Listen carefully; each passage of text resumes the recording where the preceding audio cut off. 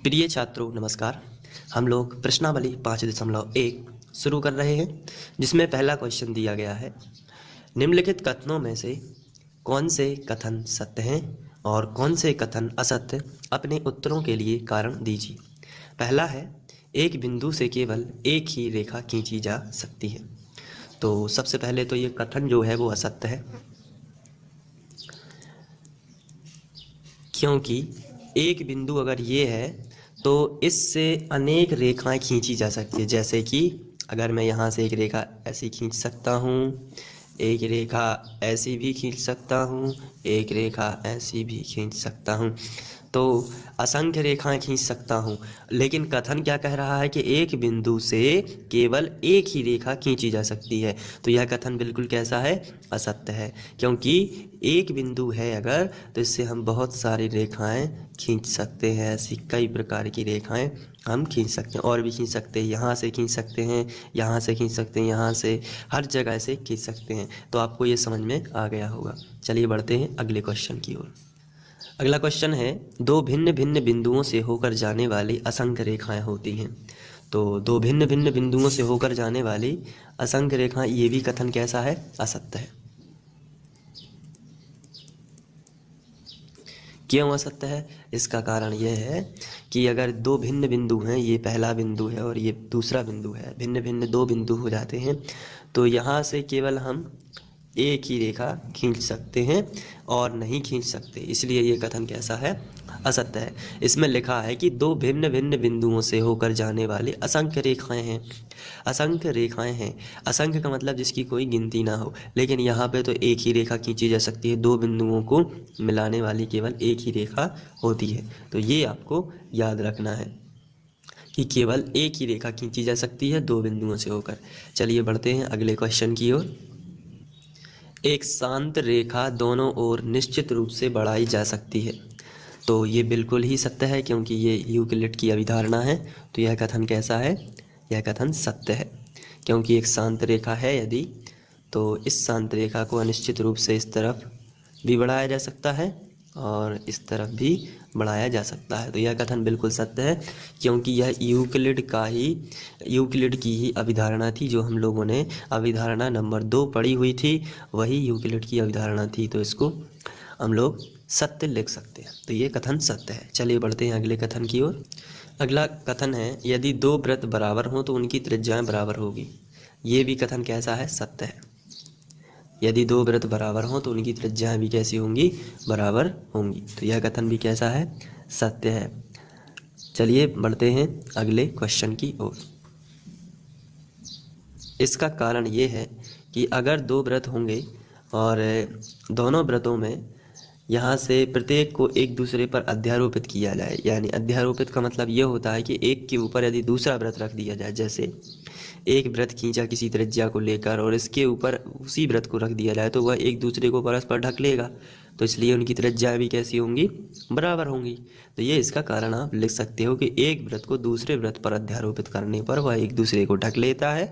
तो यही उसका कारण हो जाएगा। चलिए बढ़ते हैं 5वें क्वेश्चन की ओर। आकृति 5.9 में यदि ए बी बराबर पी क्यू और पी क्यू बराबर एक्स वाई हो तो ए बी बराबर एक्स वाई। तो आपकी जो बुक है गणित की, उसमें 5.9 में आपको देखना है। तो मैं यहाँ आपको बता देता हूँ कि यहाँ दिया गया है ए बी बराबर पी क्यू, लेकिन पी क्यू की वैल्यू कितनी है? X Y. तो पी क्यू का मान यहाँ रख देना है पी क्यू की जगह पर। इसको समीकरण 1 बना देती हैं, तो आप लिखोगे पी क्यू का मान समीकरण 1 में रखने पर, समीकरण 1 में रखने पर जब आप यहाँ रख दोगे तो ए बी बराबर क्या हो जाएगा? एक्स वाई, जो कि प्रूव हो गया। तो ए बी बराबर एक्स वाई होगा, बिल्कुल सही बात है, होगा। तो आप क्या लिखोगे? प्रूव्ड। तो ये इस तरीके से सॉल्व हो जाएगा। तो ये प्रश्न क्रमांक पहला समाप्त होता है। अब हम लोग बढ़ते हैं प्रश्न क्रमांक 2 की तरफ, जिसमें हमें निम्नलिखित पदों में से प्रत्येक की परिभाषा लिखना है। तो चलिए देखते हैं। इसके बाद प्रश्न क्रमांक दूसरा दिया गया है, निम्नलिखित पदों में से प्रत्येक की परिभाषा दीजिए। तो आपको परिभाषा देना है। जैसे सबसे पहला आपको लिखा है समांतर रेखाएं। तो समांतर रेखाएं आखिर क्या होती हैं? तो समांतर रेखाएं ऐसी रेखाएं होती हैं जिनके बीच की दूरियां हमेशा समान रहें। जैसे ये मैंने पहली रेखा खींची और इसके समांतर मैंने एक दूसरी रेखा खींच दी। तो ये जो, अगर ये रेखा हमने इसको नाम दे दिया रेखा L और इसको नाम दे दिया रेखा M, तो रेखा L समांतर है, ये समांतर का चिन्ह कहलाता है रेखा M। तो ये हमेशा कैसी होती हैं, एक दूसरे के समांतर। और यदि बीच में एक तिर्यक रेखा डाल दी जाए, ये भी आप नॉलेज रख लीजिए, यदि बीच में एक तिर्यक रेखा डाल दी जाए तो ये वाला कोण और ये वाला कोण दोनों ही बराबर होते हैं, तो इन्हें हम एकांतर कोण भी बोलते हैं। तो समांतर रेखाएं ऐसी रेखाएं होती हैं जिनके बीच का अंतर हमेशा समान रहता है तथा उनका एकांतर कोण यदि तिर्यक रेखा डाल दी जाए तब उनका एकांतर कोण दोनों के कैसे होते हैं, बराबर होते हैं। उन्हें हम लोग समांतर रेखाएं कहते हैं और समांतर रेखाएं इस तरीके से दिखाई देती हैं। अब हम लोग बात करेंगे लंब रेखाएं, कि लंब रेखाएं आखिर क्या होती हैं। तो लंब रेखा जैसे कोई एक रेखा है और इसको हम नाम दे देते हैं AB, AB लंब रेखा है और इस पर यदि हम चांदे की सहायता से 90 अंश का कोण बनाती हुई एक रेखा खींच दें तो ये लंब रेखा कहलाती है, क्योंकि इसने 90 अंश का कोण बनाया है। तो यदि हम इसे नाम दे दें PQ, तो PQ एक लंब रेखा AB पर, तो हम इसे लिखते हैं PQ लंब है AB पर। तो इस तरीके से हम इसे लिख सकते हैं, PQ लंब है AB पर। तो ये लंब रेखा कहलाती हैं। तो कभी कभी क्या होता है, व्रत में भी हम लोग लंब खींचते हैं, जैसे ये एक व्रत है और ये व्रत का केंद्र कहलाता है। अगर मैंने यहाँ दोनों परिधियों के बिंदुओं को इस तरीके से मिला दिया तो ये कहलाती है व्रत की जीवा, और हम केंद्र से जीवा पर इस तरीके से लंब डाल दिया यदि, तो ये 90 डिग्री होगा। तो अगर हम जीवा को A और B से दर्शा देते हैं और यहाँ कोई एक नाम दे देते हैं, मान के चलिए M नाम दे दिया, तो हम इसको लिख सकते हैं OM लंब हुआ AB पर।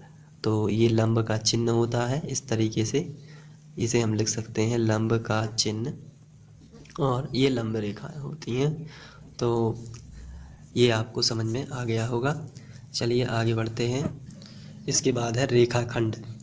तो रेखाखंड जो है, जैसे मान के चलिए मैंने एक सबसे पहले तो रेखा खींची, तो रेखा तो इस तरीके से खींचती है जिसे अनिश्चित रूप से बढ़ाया जा सके, तो रेखा ये कहलाती है।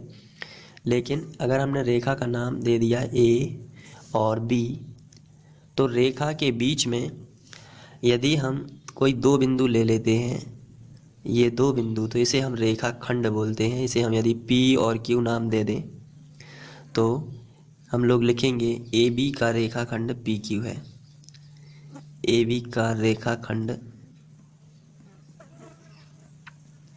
PQ है। तो ये रेखाखंड कहलाता है। तो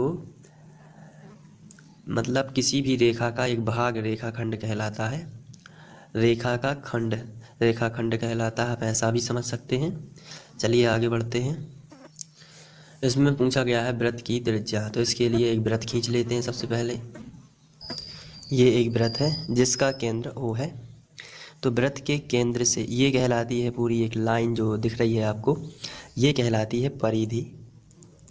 तो वृत्त के केंद्र से परिधि तक की दूरी त्रिज्या कहलाती है, इसे R से दर्शाते हैं।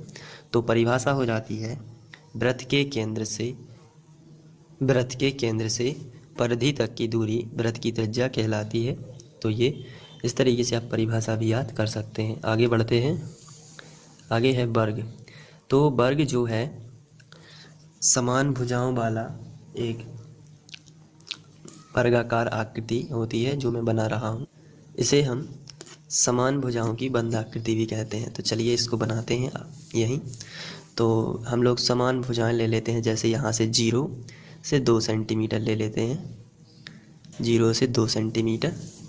यहाँ भी हम 2 सेंटीमीटर ही लेंगे, यहाँ 0 से 2 सेंटीमीटर, और यहाँ भी हम 2 सेंटीमीटर। आप समझ गए होंगे लगभग बराबर ही लेना है। सबसे पहले यहाँ ले लेता हूँ 2 सेंटीमीटर, ये हो गया। इसके बाद यहाँ इसको मिला देता, तो ये 2 ही होगा, तो ये कहलाता है वर्ग। लेकिन वर्ग की एक महत्वपूर्ण विशेषता ये होती है कि ये यहाँ 90 डिग्री का होना चाहिए। चारों कोण कैसे होने चाहिए? 90 डिग्री के। क्योंकि कुछ आकृतियाँ ऐसी भी होती हैं जिनमें समान भुजाएं तो होती हैं, लेकिन वो इस तरीके से बनाई जा सकती हैं, लेकिन उन्हें हम वर्ग नहीं कहेंगे, क्योंकि इसमें 90 का एंगल नहीं है, तो वर्ग केवल ये कहलाएगा। ये वर्ग नहीं कहलाएगा, ये समचतुर्भुज कहलाएगा, जो हम लोग आगे जाके पढ़ेंगे। तो वर्ग क्या कहलाएगा? केवल जिसकी चारों भुजाएं कैसी हों? समान हों ये चारों भुजाएं, साथ ही साथ उनका कोण कितने का हो? 90 अंश का हो, तो उसे हम कहेंगे वर्ग। यदि हम इसे नाम दे दें ABCD, तो ABCD एक वर्ग है। इस तरीके से ये क्वेश्चन भी सॉल्व हो जाता है, जिसमें दिया गया है यदि दो बिंदुओं A और B के बीच एक बिंदु C ऐसा स्थित है कि AC बराबर BC, तो सिद्ध कीजिए कि AC बराबर 1/2 AB है। आकृति खींचकर इसे स्पष्ट कीजिए। तो सबसे पहले हम इसकी आकृति खींच लेते हैं।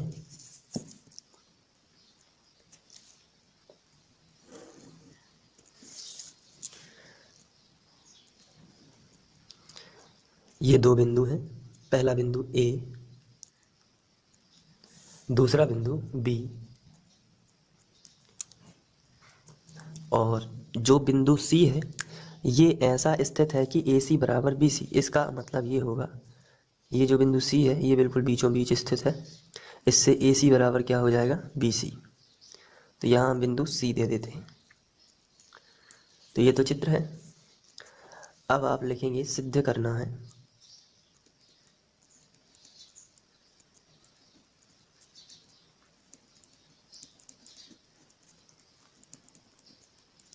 AC बराबर 1/2 AB, ये हमें सिद्ध करना है। तो जब बिंदु C जो है AB का मध्य बिंदु है, तो उन्होंने दिया हुआ है कि AC बराबर क्या हो जाएगा? BC। तो अब आपको क्या करना है? AC बराबर BC से कोष्टक में आप लिख सकते हैं, चूंकि AB का मध्य बिंदु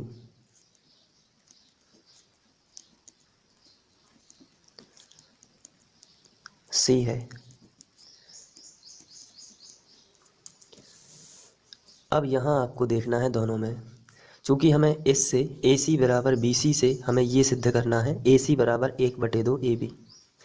तो आपको दोनों में देखना है, यहाँ AC है तो यहाँ भी AC है, लेकिन यहाँ AB है और यहाँ BC है, तो BC को हमें AB बनाना होगा।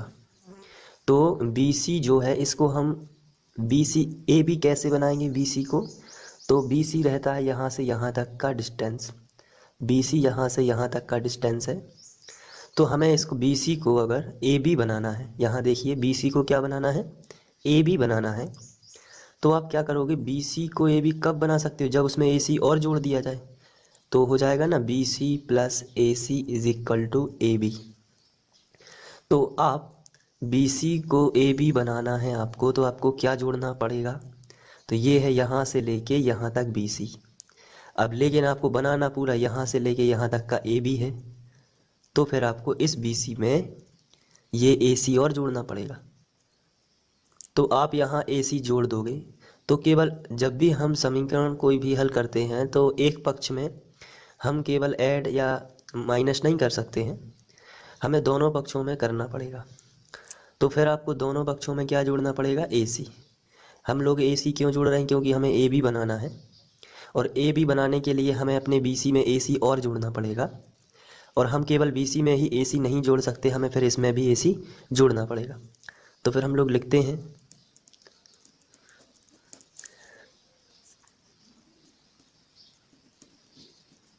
दोनों पक्षों में AC जोड़ने पर, चलिए यहाँ भी हम AC जोड़ देते हैं। ये पहले वाला AC है, प्लस में ये हमने AC जोड़ दिया, बराबर, ये बराबर लगा है तो बराबर।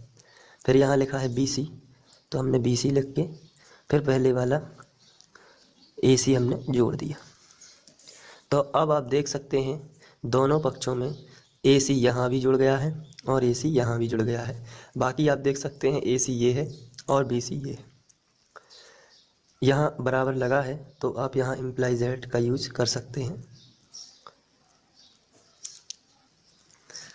अब चूँकि यदि आप यहाँ देखें तो एक AC और एक AC ये मिलकर हो जाएंगे 2 AC,